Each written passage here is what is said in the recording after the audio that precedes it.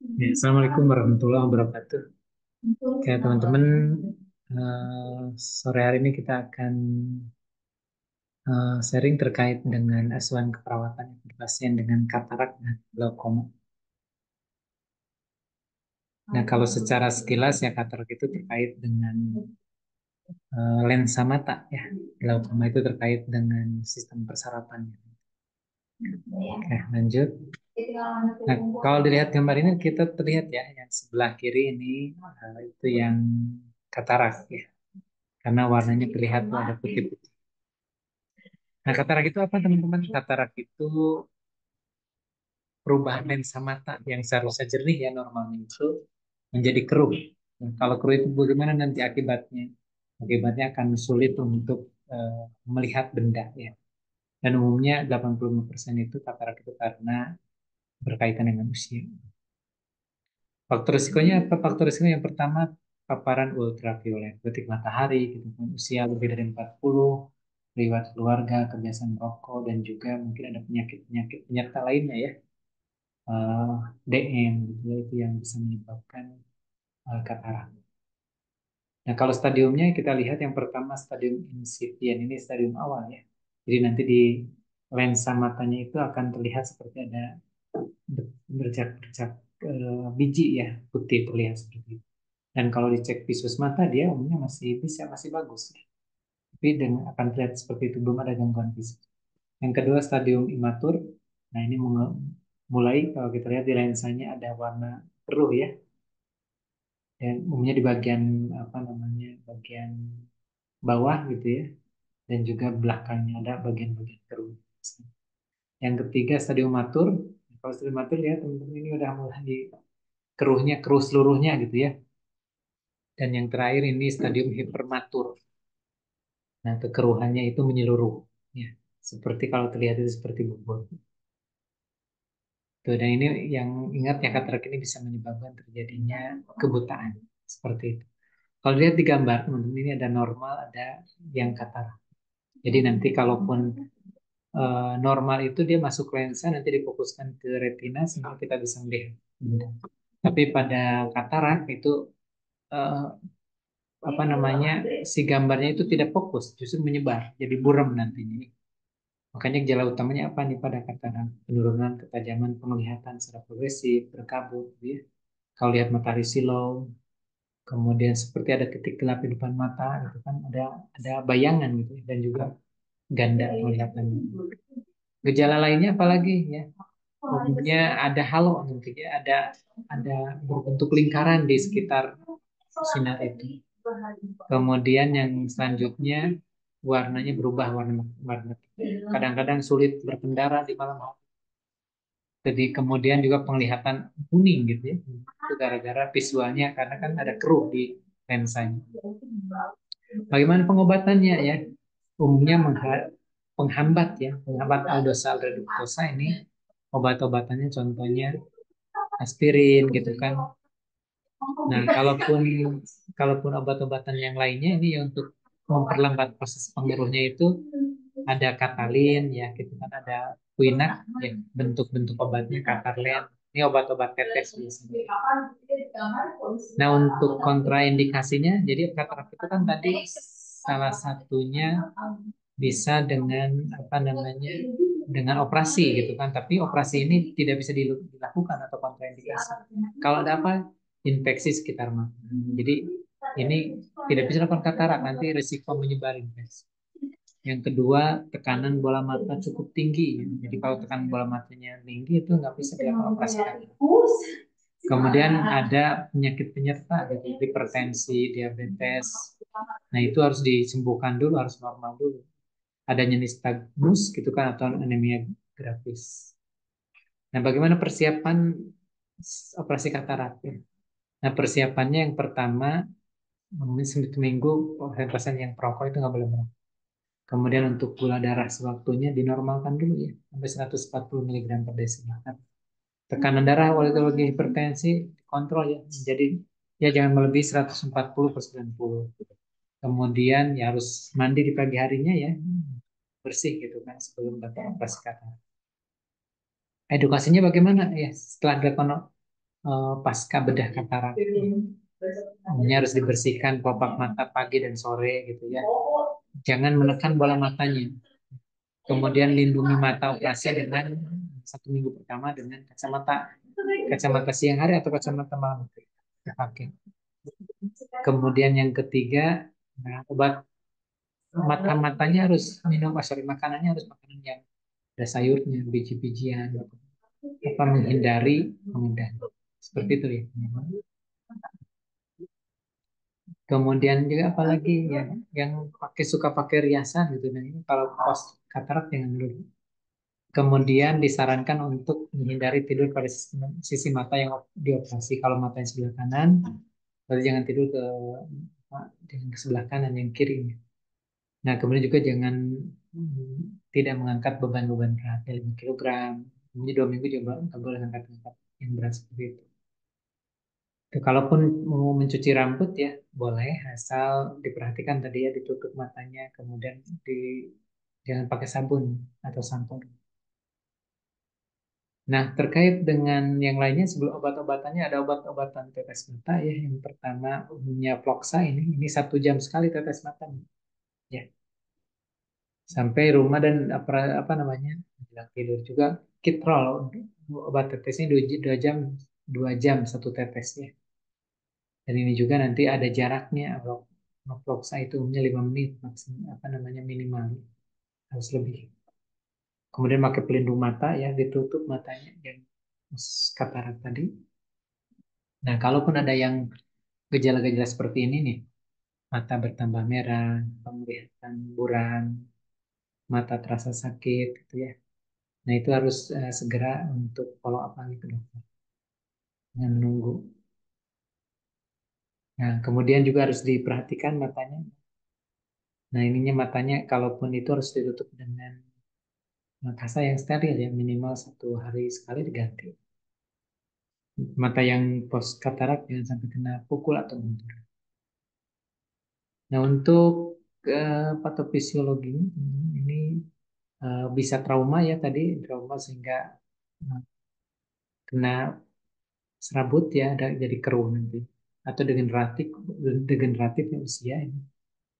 Ya, nanti bisa juga keruh kemudian katarak. Perubahan kuman, contohnya ada infeksi-infeksi tertentu ya bisa menyebabkan katarak. Nah, kalau katarak itu kan apa tadi? Kalau jadi katarak menghambat jalan cahaya, penglihatannya menurun, bisa jadi buta gitu ya, kebutaan. Makanya umumnya diagnosis keperawatannya yang pertama bisa perubahan persepsi sensori, kemudian bisa nyeri akut dan juga risiko jatuh. Itu ya terkait dengan apa namanya perubahan. Itu terkait katarak, kita sekarang pindah ke glaukoma ya. Nah, glaukoma ini merupakan gangguan okuler yang ditandai dengan perubahan pada pusat saraf optik. Ya, kadang-kadang kehilangan sensitivitas visual atau jarak pandang. Penyebabnya apa ini? Ya, ini umumnya disebabkan oleh meningkatnya tekanan bola mata. Ya. Jadi bola matanya meningkat. Ya. Kenapa? Karena ketidakseimbangan antara produksi cairan dan pembuangan cairan dalam mata. Ya. Jadi tekanan matanya tinggi, kemudian ini kalau tekanan tinggi pada bola mata itu akan merusak jaring-jaringan saraf halus pada retina di belakang bola mata.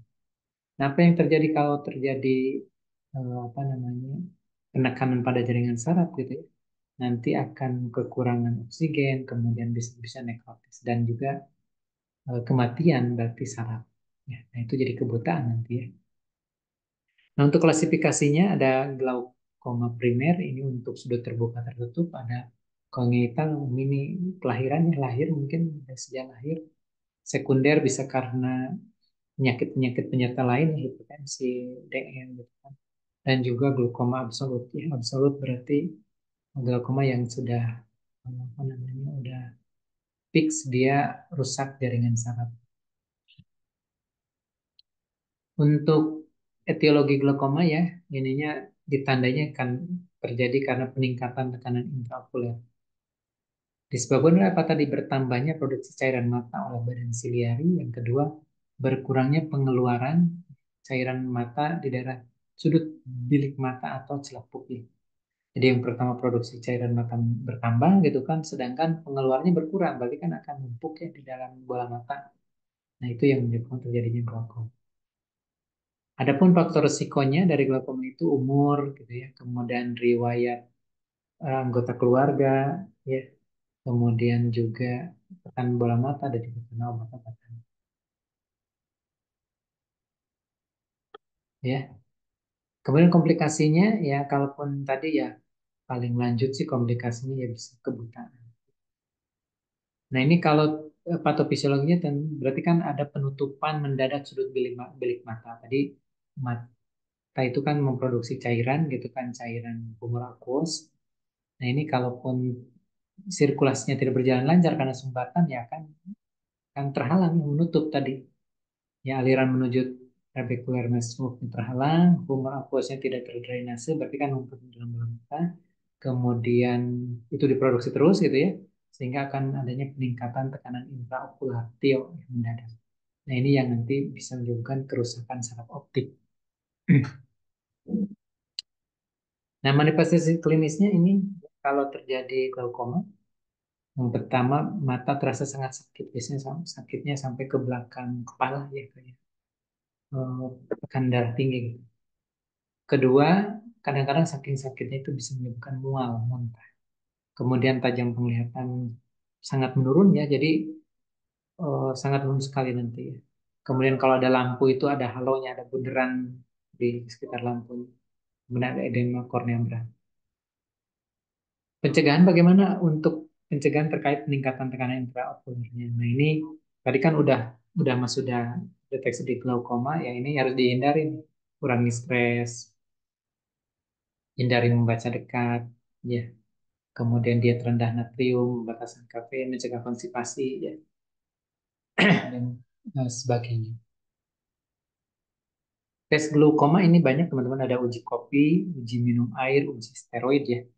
Nanti di umumnya yang di dokter ini dicek nanti ya.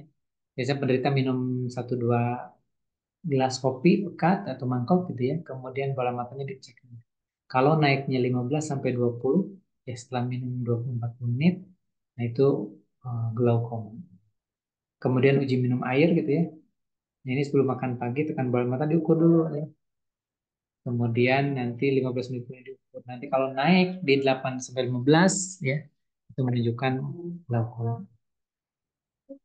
Nah, terapi bedah ya, teman-temannya glaukoma itu ya harus di terapi bedah, harus di apa? Terapi bedahnya dengan iridektomi ya. Kemudian trabekuloplasti laser dan juga bedah drainase. Jadi nanti saluran yang mampatnya itu ya dibuka, dipakai laser gitu ya, sehingga terbuka kembali atau di insisi gitu kan dengan laser tersebut yang apa namanya yang saluran untuk sirkulasi mata tadi. Nah, umumnya prosedurnya bagaimana ya? Awalnya matanya ditetes dengan anti nyeri ya, seperti anestesi gitu ya. Kemudian dokter melakukan ya, insisi dengan laser ya, pembukaan dan sebagainya. Nah, ini yang kedua trabekulektomi ya, ini umumnya dilakukannya tetap anestesi lokal ya teman-teman. Kemudian juga nanti lah ya di videonya sepertinya ada yang terkait dengan seperti ini. Nanti dikirim link video. Nah, pemberian tetes mata yang tepat ya. Jadi sebelum menggunakan tetes mata, nanti pasiennya duduk ditutup nada seperti itu. Kemudian apa namanya tarik kantong kan. Jadi kan ininya ditarik ke bawah, kemudian ditetesin. Ya, tuh. Kemudian perlahan tutup matanya ya. Jadi habis ditetesin ditutup matanya. Ya, jangan digosok-gosokin, jangan gitu-gitu. Seperti itu. Nah, itu tunggu biasanya ya 1 sampai 2 menit gitu ya. Kemudian ulangi ya. Nanti tergantung obat tetes matanya seperti apa. Nah, soal keperawatan seperti apa? Ya, tadi kan di data subjektif akan ditemukan kalau glaukoma itu. Mata terasa sakit, penglihatan kabur, pusing gitu kan, mual, muntah, ada peningkatan tekanan intraokular, lapang pandang sempit gitu kan, dan fotofobia. Nah, umumnya diagnosanya ini teman-teman ya, gangguan persepsi sensori ya, kemudian ansietas, nyeri akut, dan risiko jatuh. Ini masalah-masalah yang muncul pada glaukoma. Nanti teman-teman untuk intervensi detailnya lihat ya gangguan persepsi sensori di buku STKI-nya, ya ada penyebabnya, subjektif objektifnya gitu ya. Kemudian nanti gangguan persepsi sensori cek di fungsi sensorinya ya. Jadi kan ini terkait dengan itu ya sensorinya. Nanti cek sama teman-teman terkait dengan apa namanya luarannya. Nah, intervensi nanti dicek di psikinya teman-teman. Ini nanti terkait perawatan mata, kemudian persiapan pembedahan dan pencegahan cedera ya. Nah, seperti itu. Nah, ini link-link YouTube-nya nanti teman-teman bisa lihat ya terkait bagaimana eh, operasi pada katarak ya, mohon dicek nanti ya, atau juga pada glaukoma. Seperti itu teman-teman. Mungkin itu yang bisa disampaikan untuk detailnya nanti PPT-nya dikirim dan juga link video ini mohon untuk ditonton ulang ya. Oke, mungkin itu teman-teman. Terima kasih banyak. Nanti kalaupun ada yang ditanyakan pas tatap muka nanti bisa ketemu lagi dan juga bisa ditanyakan di chat. Mungkin itu terima kasih banyak. Wassalamualaikum warahmatullahi wabarakatuh.